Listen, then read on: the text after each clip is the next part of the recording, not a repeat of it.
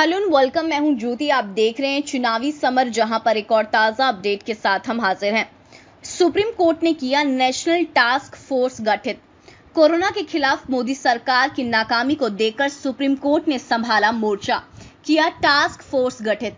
जी हां, देश और प्रदेश में कोरोना की बदहाल स्थिति को देखते हुए सुप्रीम कोर्ट और राज्यों के हाई कोर्ट ने स्वतः संज्ञान लेते हुए कोरोना के प्रसार को रोकने तथा लोगों को राहत दिलाने के लिए हर संभव प्रयास कर रही है।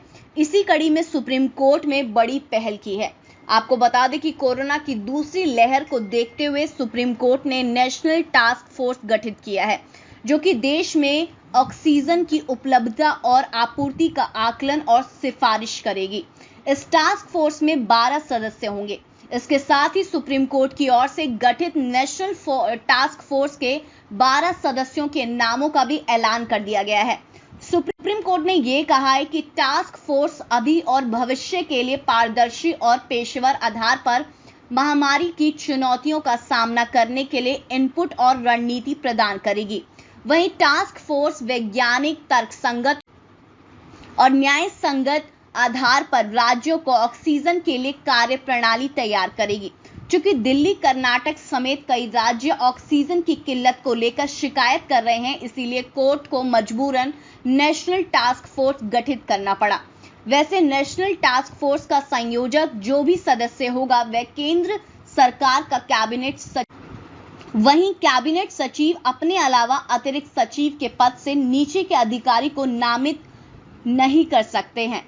सुप्रीम कोर्ट ने यह भी कहा कि टास्क फोर्स 1 सप्ताह के भीतर काम करना शुरू करे तथा कोर्ट और सरकार को अपनी रिपोर्ट पेश करे।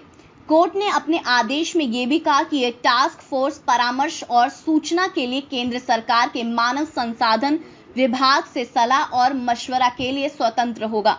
ये फोर्स काम करने के अपने तौर तरीके और प्रक्रिया तैयार करने के लिए भी स्वतंत्र होगी।